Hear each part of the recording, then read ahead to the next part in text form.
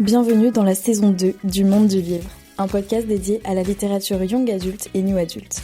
Entrez dans ma bibliothèque, je suis Mévéna et je suis ravie de vous accueillir dans mon univers. Ici, on parle de romans à travers mes recommandations, des critiques de livres, des interviews d'auteurs, mais aussi des échanges avec des lecteurs passionnés autour de débats. Alors installez-vous confortablement et plongeons ensemble dans mon monde rempli de livres. Bonjour à tous et bienvenue dans un nouvel épisode du Monde du Livre. Aujourd'hui, on se retrouve pour un nouveau numéro de Plumes et Défis. Donc ce concept dans lequel un auteur ou une autrice va relever une série de défis pour nous faire découvrir son univers et son roman. Au programme, pitcher son roman de façon hilarante, répondre à des questions loufoques, affronter des dilemmes livresques et enfin improviser une histoire avec 3 mots tirés au sort. Et aujourd'hui, j'accueille dans le podcast Bonjour tout le monde, bonjour Mévéna et bonjour à tout le monde. Je suis ravie d'être avec vous aujourd'hui. Tu es avec nous pour nous parler de ton tout premier roman Bolingo, qui est une romance contemporaine auto-éditée qui sortira en juillet prochain. C'est un roman feel good mais aussi qui est profondément humain, qui touche à des thèmes comme la résilience, les traumatismes et l'amour. Et pour que nos auditeurs comprennent un peu mieux de quoi il s'agit, ton premier défi sera de nous pitcher ton livre en moins de 10 secondes. Allez, je vais essayer, c'est pas évident pour moi, mais j'essaye. Du coup, Bolingo, c'est l'histoire d'Elena et Trésor, qui sont 2 âmes abîmées par la vie et qui se rencontrent dans un club de plage. Ils travaillent tous les deux pour l'été dans ce club de plage des Pyrénées-Orientales. Merci pour ce pitch. Et maintenant, on va te laisser un peu plus de temps. Si tu devais le présenter de façon plus posée, qu'est-ce que tu nous dirais de plus ?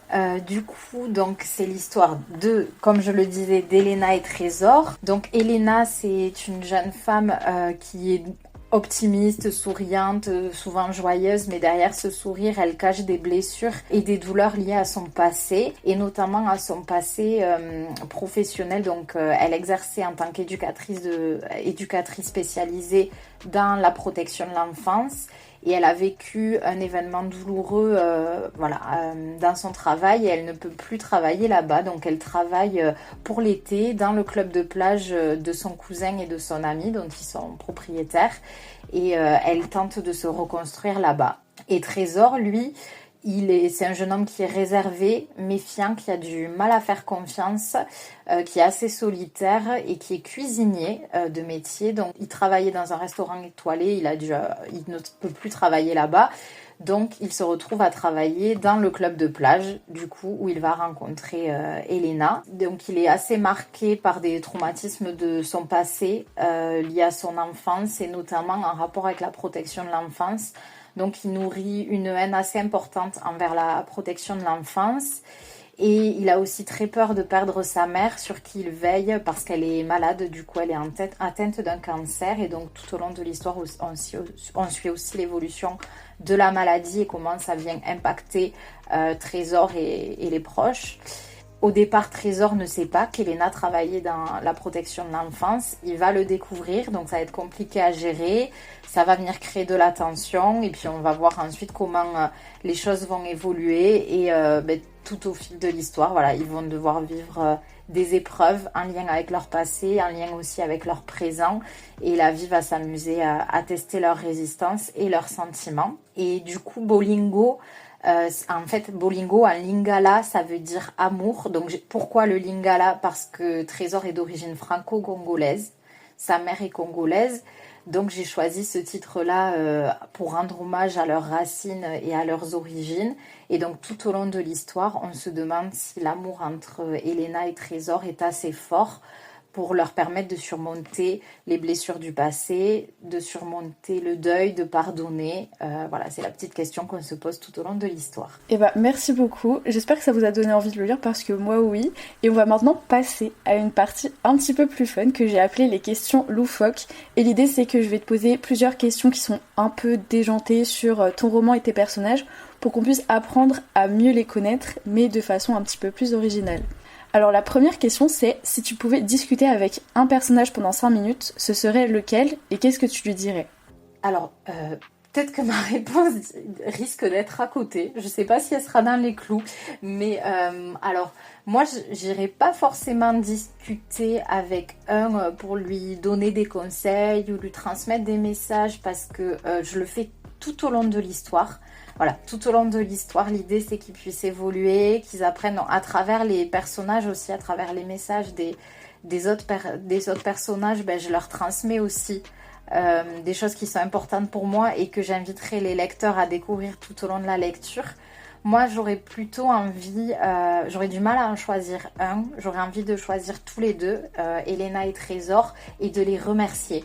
En fait, c'est un peu bizarre, je sais, mais j'aurais très envie d'aller les remercier pour tout ce qu'ils m'ont apporté.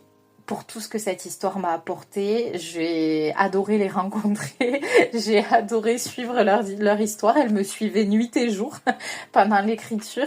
Et leur histoire à eux, elle est aussi venue m'apaiser, même si mon histoire est différente de la leur. Mais il y a plein de choses qui sont venues m'apaiser. Et puis c'est mon premier roman, donc ça m'a apporté énormément. Et ça, me donner la force de me lancer, de croire à mon rêve, de réaliser mon rêve et au-delà de ça, de tout ce que c'est venu apaiser dans l'écriture et tout ce que ça vient m'apporter aujourd'hui. Donc je crois que j'aurais surtout envie de les remercier. Et je trouve que c'est une super réponse à la question.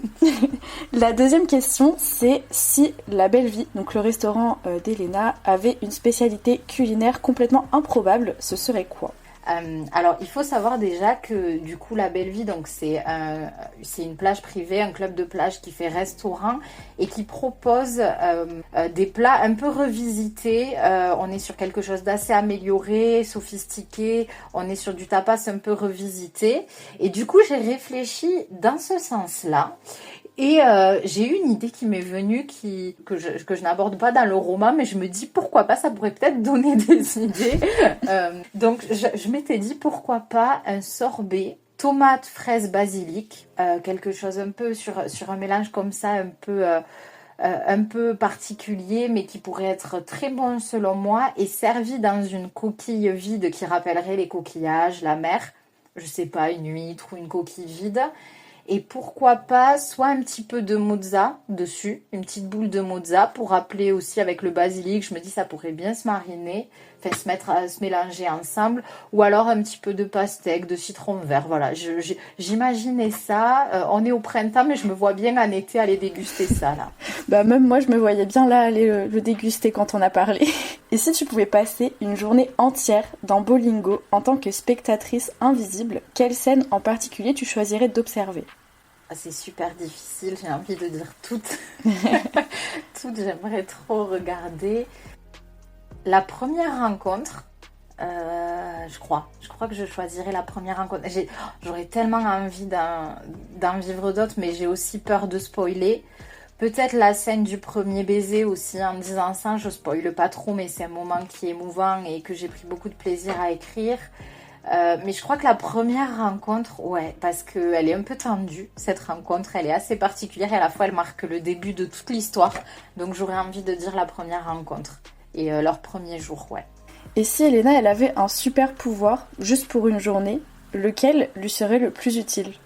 Je dirais celui de plus culpabiliser tout le temps pour tout, de se sentir responsable de tout, de s'excuser tout le temps, voilà, d'avoir peur d'oser dire ce qu'elle ressent, voilà, ou quand elle n'est pas d'accord. Voilà, je crois que ça l'aiderait vraiment dans son quotidien. Bon, on verra qu'elle évolue au fil de l'histoire. Peut-être qu'elle y parvient.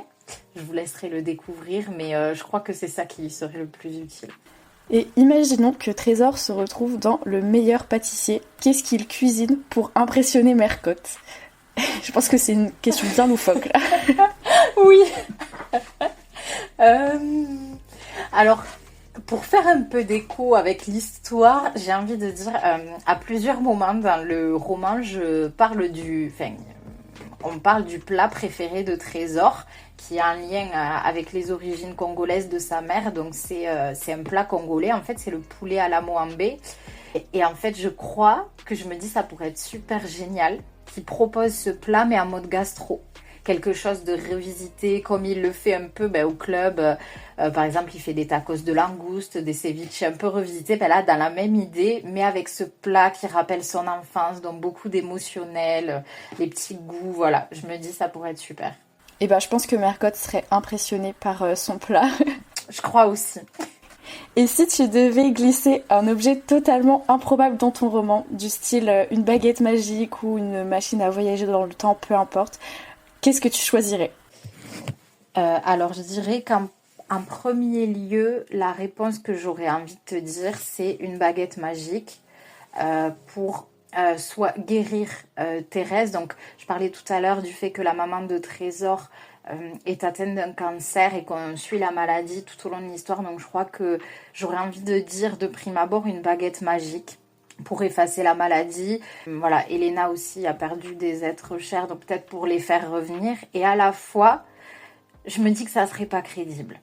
Et au-delà de pas être crédible, je me dis que ces épreuves-là, ces épreuves difficiles, la maladie, ou parfois les moments de deuil, comme je disais avec Elena, c'est ces moments-là qui nous renforcent aussi, qui nous font voir la beauté de la vie. Donc ça changerait peut-être un peu trop le fil de l'histoire. Du coup, l'autre objet auquel je pense et où je me dis qu'est-ce qu'on aimerait qu'il reste justement de nos proches, ça serait peut-être un enregistrement, un enregistrement vidéo ou peut-être des cassettes que la maman de Trésor aurait enregistrées quand il était petit, qu'il puisse réécouter. Je me dis quelque chose comme ça, un petit Walkman ou un petit dictaphone avec des vidéos, quoi.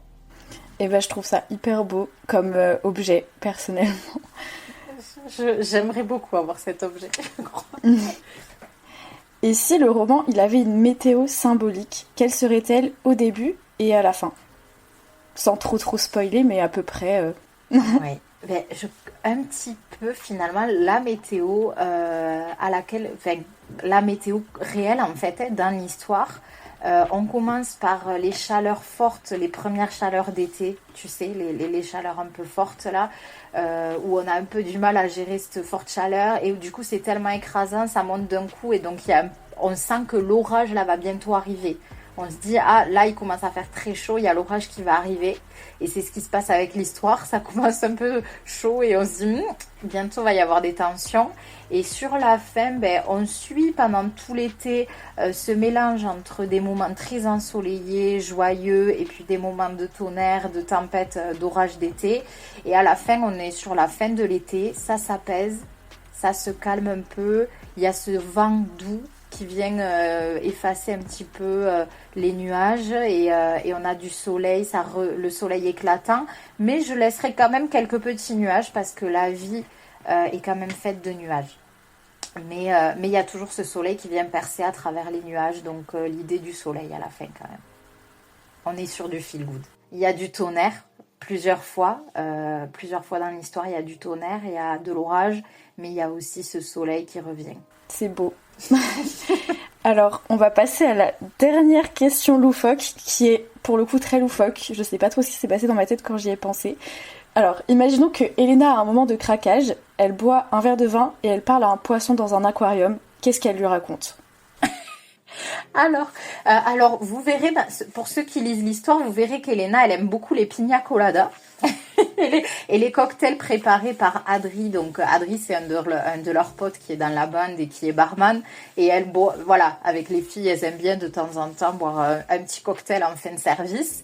Donc j'imagine, si elle buvait un verre de vin ou une pina colada, je crois qu'elle parlerait beaucoup de Trésor. Ces sentiments qu'elle essaie de contenir et que là elle dirait que c'est trop compliqué, qu'il faut pas, mais je peux pas lui faire confiance, mais il va me faire souffrir comme les autres, je peux pas lui accorder ma confiance, c'est trop dur ou je mérite pas et je mérite pas cet amour et mais à la fois il est trop beau, il m'attire trop, j'ai trop de sentiments, qu'est-ce que je fais? Je crois qu'elle lui dirait ça. Ce serait une scène hyper drôle à voir dans un livre. Ouais, je crois, ça me donne une petite idée. Pareil, je ferai un petit bonus, tu sais, pour mes lecteurs qui puissent aller le retrouver. Ça peut donner une idée d'une scène très sympa. Et on peut passer à la deuxième partie, qui est les dilemmes livresques. Donc c'est un peu un tu préfères version auteur. Alors prépare-toi parce qu'il y en a qui ne sont pas faciles. Alors le premier tu préfères, c'est: est-ce que tu préférerais ne plus jamais écrire de scènes romantiques ou ne plus jamais écrire de scènes avec de la tension dramatique? Après, j'ai trop de mal à faire des choix dans la vie, donc c'est très compliqué. Mais j'aime tellement... Alors, j'aime les deux, en vrai, je suis une grande romantique, mais j'aime tellement les scènes de tension dramatiques. J'aime tellement, pardon, je suis désolée pour mes lecteurs, mais j'aime tellement faire pleurer les lecteurs que je crois que je dirais ne plus jamais écrire de scènes romantiques. Je crois que je serais capable d'écrire un livre peut-être sans scène romantique, mais sans tension dramatique, non, jamais. Ok. Alors, le deuxième tu préfères, c'est est-ce que tu préférerais revenir dans l'univers de Bolingo pour un nouveau roman, mais devoir le raconter du point de vue de la mère de Trésor ou de celui d'un client du restaurant qui est un peu trop observateur? Du point de vue de la mère de Trésor. Ok. Je crois que ça serait émouvant et intéressant. Mais de l'autre aussi, hein, mais peut-être un peu plus la mère de Trésor. C'est vrai qu'elle est plus dans l'histoire que le client qui observe un peu trop. Et oui, on passerait à côté de certains moments, je pense. Mais avec la mère de Trésor aussi, mais j'aurais bien envie... c'est une super femme et moi je l'aime énormément, ce personnage. Et je pense que les lecteurs l'aimeront beaucoup aussi, donc ça serait intéressant d'avoir son point de vue. Et tu préférerais vivre une semaine dans la tête d'Elena pendant sa période la plus sombre ou dans celle de Trésor quand il refuse de faire confiance? Je crois que ça serait un peu plus facile dans celle de Trésor quand il refuse de faire confiance, même si il est très marqué quand même par son passé, mais ça serait un peu moins douloureux que vraiment la période sombre d'Elena. Ok. Tu préférerais vendre 50 000 exemplaires d'un roman que tu n'aimes pas trop ou vendre 500 exemplaires d'un roman dont tu es profondément fier? Alors c'est compliqué d'arriver à vendre un roman qu'on n'aime pas trop, donc ça me paraît compliqué d'en vendre autant si j'arrive pas à le porter, si j'ai pas aimé l'écrire, et à la fois des fois on comprend pas ce qui se passe avec certains romans, donc j'aurais envie de dire quand même les 50 000 exemplaires, parce que du coup ça voudrait dire que j'aurais pas mal de finances et bien assurer mes arrières pour en écrire plein d'autres après. C'est vrai. Tu préférerais avoir 100 avis 5 étoiles mais aucun commentaire écrit ou 10 avis mitigés mais très développés et nuancés sur tes romans? Alors si les avis sont visibles, je dirais les 100 avis 5 étoiles parce que bon, il faut pas se leurrer quand même, hein, niveau marketing. S'il y a que des mauvais avis, les gens ils achètent pas le livre et ils le lisent pas, et quand même moi mon souhait c'est que les gens puissent lire le livre et se faire plaisir, enfin voilà, profiter d'une belle lecture. Si c'était pas visible, par contre, je préfère les avis nuancés. Mais côté visibilité, quand même, ça joue, hein, les avis positifs dans le fait que les gens aient envie de lire le livre, quoi. Ouais, c'est vrai. Tu préférais devoir écrire une suite à Bolingo, mais version fantasy avec des dragons et de la magie, ou version polar très sombre? Alors, je vais peut-être décevoir certaines copines autrices du Discord qui adorent la fantasy et les dragons et la magie et qui adoreraient l'idée, mais j'aime bien les polars, donc je crois que je partirai sur un polar. Et bah voilà, faut le réécrire version polar maintenant. Oui, c'est une idée, pourquoi pas. Tu préférerais supprimer une scène de douleur très forte mais aussi très vraie, ou ajouter une scène de bonheur qui n'a jamais existé dans la vie de tes personnages? Ajouter une scène de bonheur. Et pour moi, elles sont hyper importantes, les scènes de douleur très fortes, donc je ne veux pas les supprimer. Donc plutôt la deuxième réponse. Alors, on va passer à la dernière partie, qui est le défi Écriture Express. Donc c'est un peu le défi créatif du podcast. Je vais tirer 3 mots au hasard et tu devras improviser une mini-histoire à partir de ces éléments. Est-ce que tu es prête? Oui. Alors, les mots ça va être popcorn, sable et montagne russe. Ça marche. Alors j'essaie de réfléchir. J'essaie de me dire allongée sur le sable, mon paquet de popcorn à la main. Je regarde la mer qui s'étend au loin et je repense à ces montagnes russes par lesquelles je suis passée, par ces moments de joie, ces moments de détresse, ces moments de paix, ces moments d'intensité qui font que je suis là, que je suis moi aujourd'hui. Je sais pas du tout si ça a du sens ce que je viens de dire. Si, je trouvais ça super bien, moi. Là, on est sur du flash, quoi. C'est venu comme... pardon. Ouais, mais ça marche très très bien. Hein. Ouais, moi ça me plaît. Merci pour cette petite histoire. Et du coup, on va pouvoir en profiter pour parler un petit peu d'écriture. Comment est-ce que tu travailles? T'es plutôt team plan détaillé ou écriture au fur et à mesure? T'as quelque chose en particulier que tu mets en place? Alors oui, je suis team paysagiste, je crois, à peu près, un peu des deux. Un peu, je prépare en amont et un peu, je me laisse porter.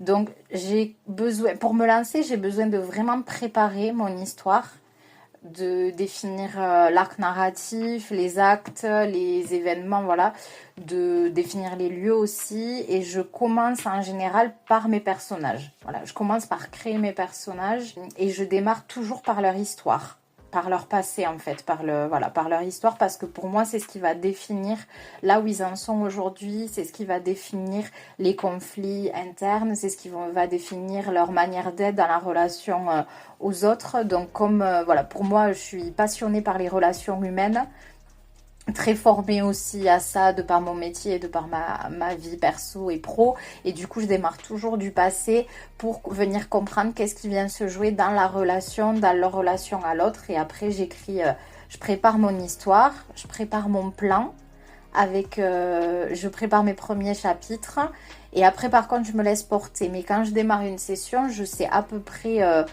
où la scène va se situer. Je sais pas trop ce qui va se passer, mais je sais à peu près où la scène va se situer et où j'en suis dans mon arc narratif.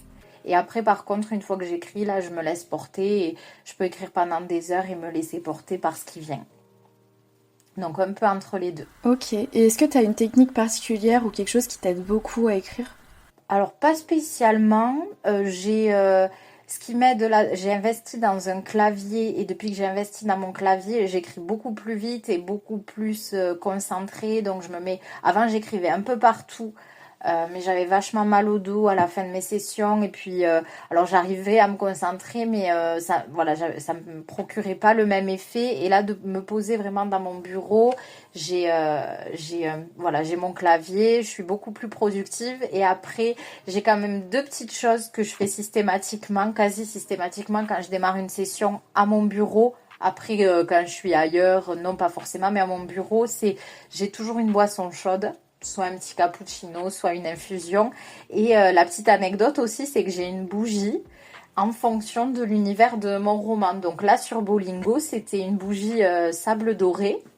Et donc, dès que je l'allumais, j'avais l'impression de partir dans les Pyrénées-Orientales, sur la côte, à la belle vie, avec mes personnages, et d'être complètement plongée dans l'univers. Donc j'utilise cette bougie-là. Ah ouais, j'aime beaucoup l'idée de la bougie. Je tenterai la prochaine fois que j'aurai à faire un travail ou quelque chose. Ben, ça marche super bien. Et là, du coup, j'en ai acheté une deuxième pour le deuxième roman, du coup. Et pareil, avec un univers qui me rappelle aussi l'ambiance dans laquelle se déroule le roman. Et merci beaucoup Amandine, c'était hyper intéressant. Et pour revenir un petit peu à Bolingo, il est actuellement en précommande sur Ulule, c'est bien ça. Et est-ce que tu peux nous dire un petit peu comment ça fonctionne ? Oui, bien sûr. Donc il est dispo en précommande sur Ulule depuis le 9 avril. Donc en fait l'idée c'est une campagne de préfinancement. Donc l'intérêt en fait c'est que les gens puissent participer, s'impliquer dans le projet avant la sortie du livre. Donc il y a vraiment cette idée déjà de faire connaître le livre avant la sortie. Et que les lecteurs, que les personnes qui ont envie de me soutenir dans le projet puissent vraiment s'inscrire et s'impliquer dès le début, donc suivre les actualités et contribuer du coup au projet en venant soutenir. Donc moi l'idée aussi c'est que ça me permet de pouvoir anticiper mes stocks d'impression, de savoir combien d'exemplaires je vais commander et de pouvoir aussi anticiper ces premiers frais d'impression et rembourser les frais éditoriaux que j'ai eu, l'investissement que j'ai fait jusque-là pour pouvoir proposer un livre aussi qualitatif à l'intérieur qu'à l'extérieur. Donc je me suis entourée de professionnels Voilà, donc l'idée c'est que ça puisse aussi servir à rembourser ces premiers frais-là et à permettre au lecteur donc de s'impliquer dans le projet et de pouvoir bénéficier surtout d'un objet livre qui ne sera pas forcément disponible après, mais de pouvoir vraiment profiter de cette version-là avec des goodies, avec des contreparties très sympas. Donc les possibilités pour contribuer, il y a 5 contreparties possibles. Donc vous contribuez selon un montant fixé et en fonction vous recevez une contrepartie. Donc il y a le format, il y a Bolingo en version format e-book numérique. Il y a Bolingo en version brochée avec jaspage, avec un jaspage du coup qui sera intégré de suite. Avec du coup aussi un marque-page qui est inclus dans cette contrepartie. Il y a Bolingo en version relié collector. Là aussi, c'est une version qui est vraiment exclusive à la campagne, donc avec des dorures. Et là aussi, il y a un marque-page qui est inclus. Et ensuite, avec mon équipe, on a prévu 2 petites exclusivités. C'est des box été. Donc l'idée, c'est d'amener en fait Bolingo en vacances. Et donc d'avoir une petite box avec... donc il y a une première box avec le livre en format broché avec jaspage, avec un tote bag, une pochette en tissu zippé, des accessoires, un porte-clés, une carte postale, une recette de cocktail, des biscuits, enfin plein de petites choses que je vous invite à découvrir sur ma page Ulule, si ça vous donne envie. Et il y a une autre box, là, celle-là, il y a le relié collector. Donc, il y a les accessoires aussi, les pochettes, les porte-clés. Et il y a un sac de plage et le livre en format relié collector. Donc, ça, c'est les 5 façons de contribuer, les 5 contreparties. Là, aujourd'hui, je suis super heureuse parce que du coup, la campagne est lancée et on a eu un super lancement. Vraiment, on a atteint le premier palier. Donc, la validation de la campagne, on l'a atteint en 1 jour. Donc, c'est juste incroyable. Ça a été complètement fou. Je suis hyper heureuse. J'ai beaucoup de mal à réaliser parce qu'encore prise aussi dans le lancement, mais c'est complètement dingue. On a atteint 2000 €, donc le premier palier en 1 jour. Merci. S'il y en a qui passent par là et qui ont contribué, qui ont partagé, merci du fond du cœur. Et du coup, on va aller encore plus loin. Voilà, parce que bon, pour l'instant, ça me permet d'anticiper les impressions, mais ça rembourse pas tous les frais. Donc, on essaie d'aller encore plus loin que ça. Et l'idée aussi d'aller plus loin, c'est de vous permettre d'avoir d'encore plus belles finitions sur le livre, d'avoir de nouveaux goodies qui seront intégrés au livre. Donc, il y aura une en-tête de chapitre illustré. Il y aura le jaspage sur le relié collector. Si on atteint le 4e palier, le relié collector aura aussi un jaspage. Et il y aura des goodies, des porte-clés, la bougie sable doré dont je parlais tout à l'heure. Voilà, elle est au palier 5 ou 6, je crois. Voilà, donc il y aura des petits goodies et des finitions avec un encore plus bel objet livre si on atteint les paliers suivants. Voilà un petit peu pour le principe de la campagne Ulule. Et du coup, vous pouvez retrouver les infos sur mon compte Instagram Amandine Solis avec le lien dans la bio ou en tapant directement sur Google Bolingo précommande Ulule. Et bien, en tout cas, déjà, félicitations pour avoir atteint le premier palier. Et du coup, si ça vous intéresse, le lien de la campagne Ulule sera dans la description de l'épisode si vous voulez soutenir ce beau projet. En tout cas, merci beaucoup Amandine d'être venue dans le podcast. Est-ce que tu as un dernier mot à adresser à nos auditeurs ? Alors, j'aime bien terminer sur ça. Alors, déjà, pour tous ceux qui liront, qui me soutiendront, qui précommanderont Bolingo ou le commanderont à la sortie et qui me soutiendront et qui découvriront cette histoire, je vous souhaite une merveilleuse lecture. Un merveilleux moment avec Elena, Trésor et tous les super personnages très attachants que vous allez rencontrer. J'espère qu'elle vous fera vibrer, j'espère qu'elle vous bouleversera aussi peut-être par moments, mais qu'elle vous apaisera et qu'elle vous apportera de l'espoir et du réconfort.